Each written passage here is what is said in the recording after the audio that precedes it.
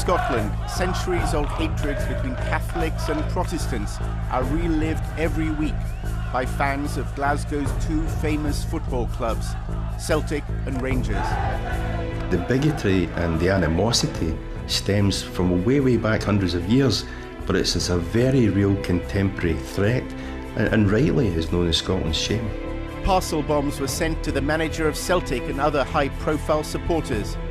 These are what the police call viable devices, which means that potentially they could maim or even kill. A battle over national identity is being fought on the streets of a British city.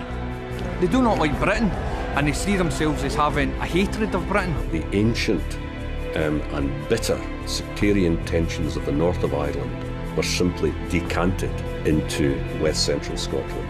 The Scottish Government has introduced a new law to arrest those who incite sectarian violence, including fans who chant songs that goad their rivals.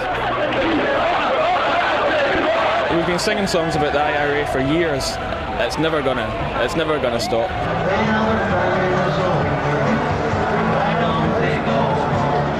Celtic Rangers will always be sectarian.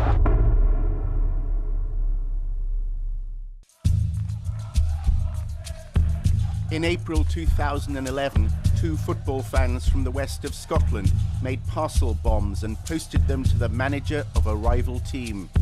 Neil Lennon has been living this nightmare for some time. While none exploded, it brought global attention to a menacing social division based on religion that remains festering in Scotland today. This is just not going to be tolerated anymore. Any sectarian displays or unacceptable conduct will be eradicated from our football grounds. In Scotland's Parliament, the parcel bombs exposed unsettling questions about national identity and religious prejudice. As well as Neil Lennon, bombs were sent to two prominent Celtic supporters, Lennon's lawyer and a member of the Scottish Parliament. The Scottish Government was in shock. It convened a cabinet meeting that Friday and promised tough action to eradicate sectarian violence and bigotry from football. But not everyone was surprised it had happened.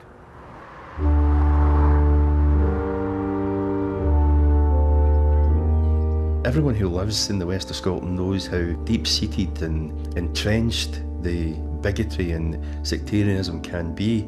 So while it was shocking to discover that local people had that much hatred in them and extremism in them, there was no surprise really that it did come from this part of the country. Campbell Martin is a journalist from the west coast of Scotland. His patch covers the towns where the two bombers lived. One of them is from Saltcoats, both from North Ayrshire. One's from Saltcoats, one's from Kilwinning, which is 5 miles down the road. They appear to have known each other through their mutual support of Glasgow Rangers Football Club and possibly other shared interests associated with that, like of politics, religion and fans forums on the internet. Saltcoats is typical of the small communities that lie along the Ayrshire coast, about a half-hour's drive from Glasgow. Campbell Martin is from the nearby town of Androssan. In towns like Androssan, Saltcoats and across the whole of the west of Scotland, there is a real divide between Protestants and Catholics. In general terms, people get on with their neighbours, they get on with their friends, they have friends of different religions, they go for drinks with their friends, and they get on. But there is, deep in the psyche in the west of Scotland, there is still a religious divide between Protestants and Catholics, and that manifests itself most significantly at football matches, at Old Firm matches. If you go to a Rangers-Celtic game, it's palpable. You can feel the hatred from either side of the ground, and yet this is people who live in the same communities and who get on with each other in general terms. And here, we're just turning into a street where one of the bombers lived. This is the home street of a man who was so caught up in the religious bigotry that he took upon himself to send a bomb to someone. It's madness. The Celtic manager Neil Lennon has already been assaulted more than once by Rangers fans who accuse him of mixing football with politics. He's a Northern Irish person. He's on record as being in support of a united Ireland. He's a Roman Catholic. and he also can be perceived as quite an abrasive personality. He's maybe stoked the flames of hatred with some of his actions and some of his carry-ons. He's been caught on camera calling Rangers fans orange bees. Obviously, I don't want to use the word. He's spat on a Rangers scarf when it was lying on the ground at Ibrox during a match. The feud between Celtic and Rangers is played out at least 4 times a year at what are called Old Firm games. This match was at Ibrox, the home of Rangers. Each side celebrates a separate national identity. Rangers have always been the club of the British establishment, the royal family. We love our heritage, we love our background, we love our Britishness. We are the quintessential British football team.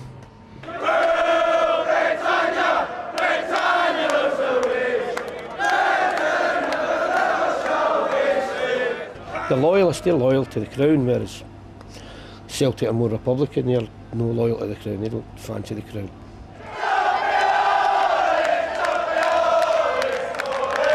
We seem to have an awful lot of people who are born in Glasgow who want to pretend they're Irish. Many Celtic fans celebrate the fact that the club rejects the British establishment. A lot of people don't like getting classed as British because of some of the things that Britain have done.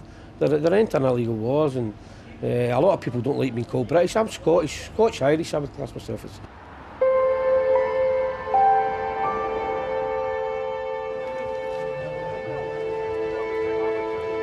The roots of today's confrontation lie in a battle over 300 years ago in Ireland. A Protestant, King William of Orange, defeated a Catholic army under James II at the Battle of the Boyne. James was the last Catholic monarch to rule over England and had tried to regain his throne. The Battle of the Boyne secured British rule over Ireland and a Protestant royal succession in London. The bigotry that's associated with Rangers and Celtic stems from English imperialism, the fact that England dominated its 2 smaller neighbours, Ireland and Scotland. And the Scots got involved because Protestant Scots were sent to Ireland to settle the land on behalf of the English aristocracy. Thousands of Scots owned plantations in Ireland on land confiscated by the English crown. For over 3 centuries, their rallying cry has been no surrender to the Catholic majority in Ireland.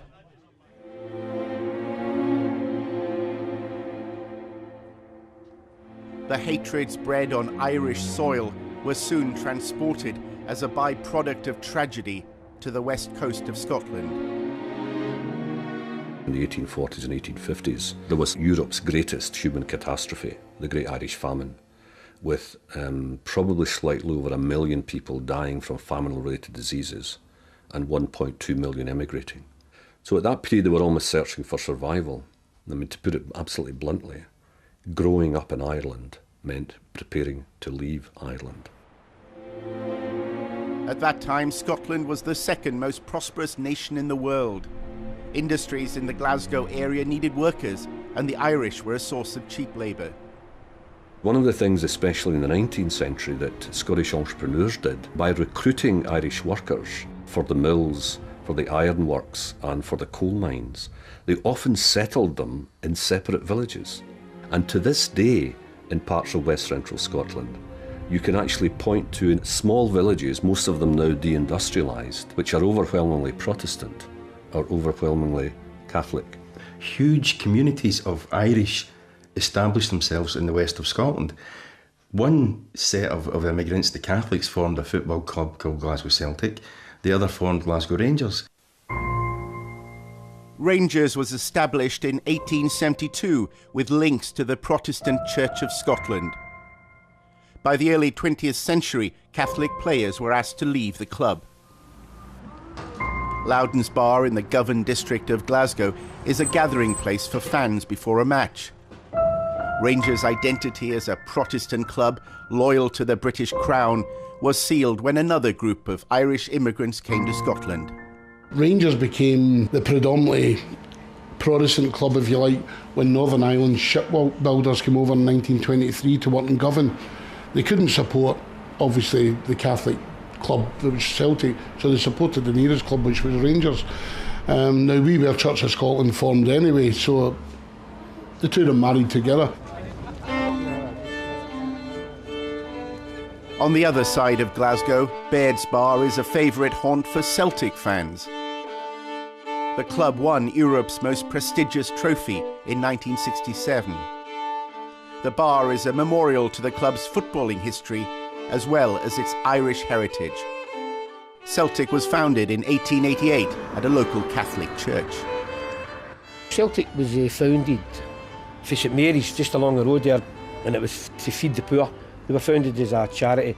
Most of the poor at that time were Irish immigrants that had come over during the famine. In the 19th century, the Protestant faith was considered a central component of Scottish identity, especially after the Act of Union with England and Scotland's prominent role in promoting British imperialism. Protestantism, which of course was the official religion of the British Empire, was especially powerful in Scotland because of the fact that after 1707 Scotland was a stateless nation, and it drew powerfully its identity from the Protestant tradition. The Irish Catholics who came to Scotland were presented with a Scottish identity which emphasised Protestantism and empire. They couldn't relate to that. The Church of Scotland insisted that those who rejected the Protestant faith were unwelcome. The Church of Scotland actually ran a campaign to send them back to Ireland. The Church of Scotland wanted no Irish Catholics in Scotland. The classic text was published in 1923, The Menace of the Irish Race to Our Scottish Civilisation, and then reprinted a few months later as The Menace of the Irish Race to Our Scottish Nationality. And very interestingly, in that text, that pamphlet, which became a bestseller, it exempted the Orange Irish, that is the Protestant Irish. Unable to halt the flow of immigrants, Scotland's governing class instead began favouring Protestant workers. From the 1930s onwards, you start getting evidence of people from a Catholic background being asked when they go for a job, what school were you at? If you answered by saying St Andrews, St Matthews, that's a giveaway you're a Catholic, so you didn't get the job. Discrimination against the Catholic Irish for both economic reasons and ideological or religious reasons was rife. But the evidence seems to suggest that it lasted longer in Scotland. Irish Catholic people, the second generation in particular, in the USA, reached occupational parity. That means they were part of the norm in terms of jobs, etc., with the indigenous population as early as 1901. Same thing in Canada. In Australia and New Zealand, it was the 1920s. In Scotland, it was 2001. Although things have improved massively, the residue of disadvantage is still there. Today, the education system remains divided by religion. Protestants argue that separate Catholic schools are responsible for sustaining sectarianism. But according to Campbell Martin, state schools are Protestant in all but name. We're just about to approach a school. This is a Rawson Academy. This is a school I attended when I was younger. This is officially a non-denominational school for 12 to 16-year-olds, but ask anyone locally and they'll tell you it's a Protestant school. What we have here is a metaphor for the separate development of education in Scotland, because we've got the playing fields here and we're just coming up to another secondary school for 12 to 16-year-olds, but this one is for Catholics. The playgrounds of these schools are breeding grounds for the sectarianism and bigotry that manifests itself elsewhere in society, at football matches and elsewhere. Sectarianism is it's a thing of the past, unless of course you count separate schooling. If you can tell me a reason for having separate education, I would be delighted to hear it. But are the state schools Protestant schools? No, they're public schools. We don't have Protestant schools. We're not bigots.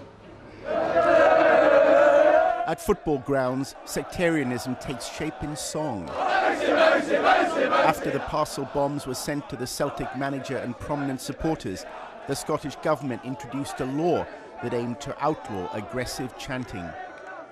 The bill makes it a crime to stir up hatred against a group of persons based on their religion or culture. Sometimes it means the police have to determine a person's intent. They're telling you can get the jail if you sing God Save the Queen aggressively or Bless Yourself aggressively. Now, I don't know what God Save the Queen aggressively means. I only know the one tune to it.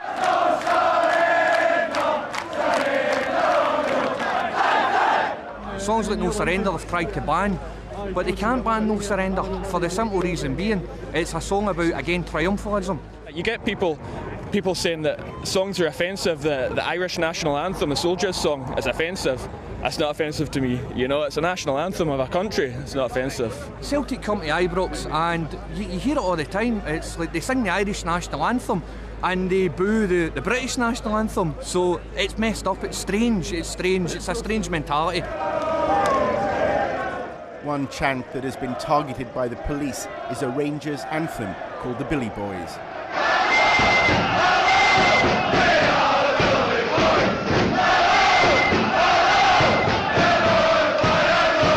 Now, the Billy Boys is not called, as you might expect, after one of their great heroes, William of Orange. It is actually named after one William Fullerton, who was a Glasgow gang leader of the early 1930s, and his gang were called the Billy Boys. It was a razor gang, and they just called themselves the Billy Boys. Open razors, that was the weapon of choice in the day, before the guns and things. And they were like a staunch Protestant gang at the time. He was certainly of fascist tendency. His gangs were used to break up strikes in the 1926, the Great General Strike of 1926. And he was also authorised by the American Ku Klux Klan to set up a branch in Glasgow, not devoted to anti-black behaviour, but to anti-Catholic behaviour. There's the infamous line in it, which runs, "We're up to our knees in Fenian blood." The song refers to Irish Catholics by the derogatory term Fenian.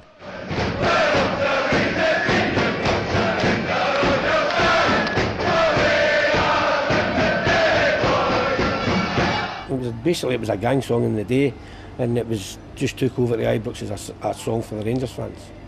Why would you want anybody to sing up to your knees in Fenian blood? I think that they really need to sort themselves out. It's quite difficult for the police and stewards to police that.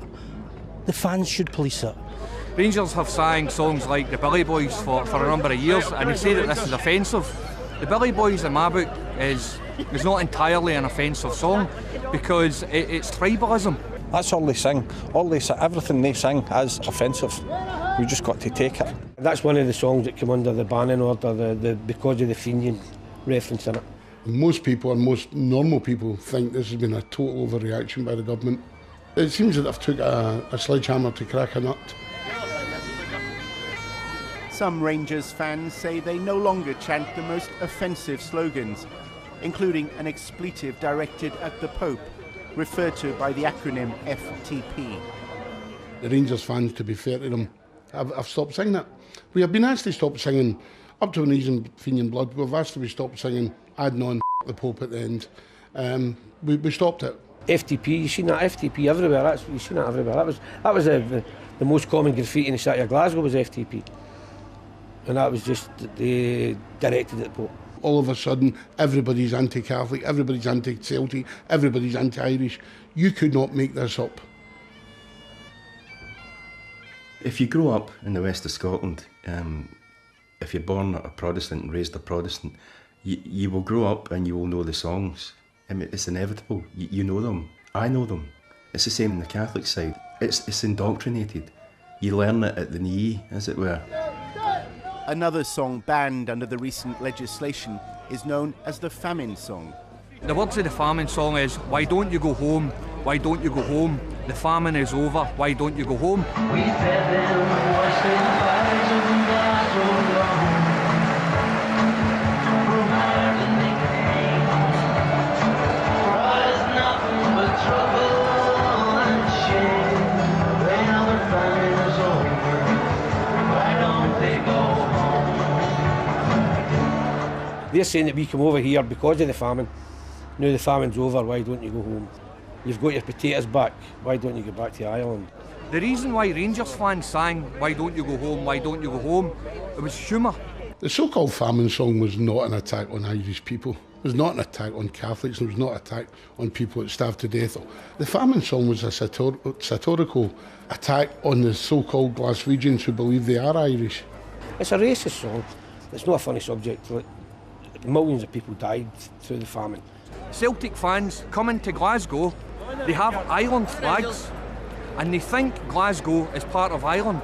So we sing, if you've come here, why don't you go home? It's not offensive, it's funny. The famine wasn't a joke to people that lived through it with them. It was a terrible thing. It's part of football banter. I am not saying it is nice.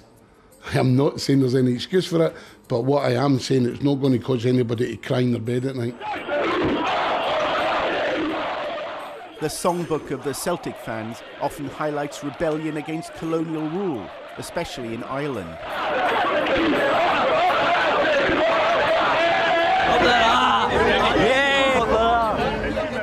There's clear evidence of Celtic supporters chanting things like "up the Ra," that is, the Provisional IRA.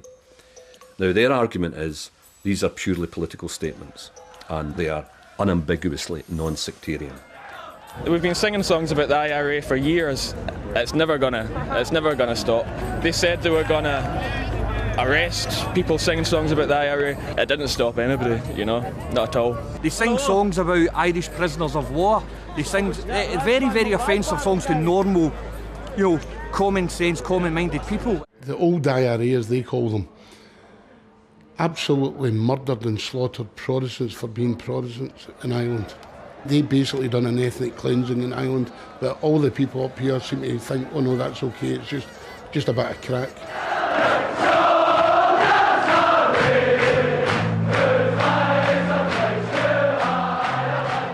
Celtic fans are basically singing about a history where they were attacked, the Irish were attacked, where they fought back, where they tried to free their country.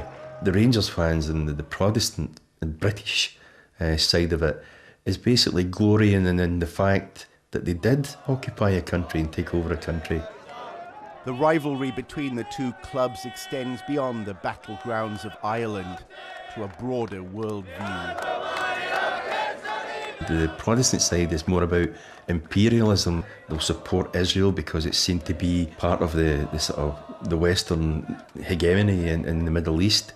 Whereas the Celtic supporters, who are coming from a perspective of the Irish being oppressed and having to fight for their freedom, naturally would side with the Palestinians who are oppressed and occupied as Ireland was.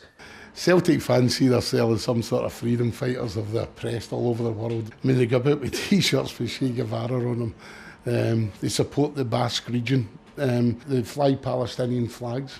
I just don't understand their politics. In 2012, mismanagement forced Rangers Football Club into administration. With debts of more than £120 million, the future of the club looked insecure. The Rangers fans who sent the parcel bombs were jailed. While the identities of both football clubs remain trapped in age-old battles and prejudices, the crisis at Rangers is about more than just money. Its supporters are fiercely opposed to the Scottish Government's attempt to gain independence from the United Kingdom. £2 off flag, everybody! Thanking you, Paul. Thanking you, sir. Their loyalty may soon be to a country of which they are no longer a part. Let's have the Rangers fans fighting fun! In the history of Glasgow Rangers Football Club, 2012 will be considered a year of humiliation and disgrace. As Scotland is becoming increasingly independent, the question is whether Rangers will be able to find an identity which is not rooted in the English establishment, the royalty, and victory over Catholics in a battle 300 years ago. They don't particularly like Scotland. They certainly wouldn't vote for an independent Scotland. They want to be English. They actually denigrate as well the Tartan Army, the Scotland supporters. They consider themselves to be British, not Scottish. They're in a minority in Scotland now. But, it's a ridiculous situation in 21st century Scotland that we have people who can't be happy and content with the fact that we're born in Scotland and they're Scottish. You're born a Rangers fan. You're born a Rangers fan. You don't choose to be a Rangers fan. You're born a Rangers fan. And you die a Rangers fan. You will die a Rangers fan, and you'll only go to heaven if you're a Rangers fan.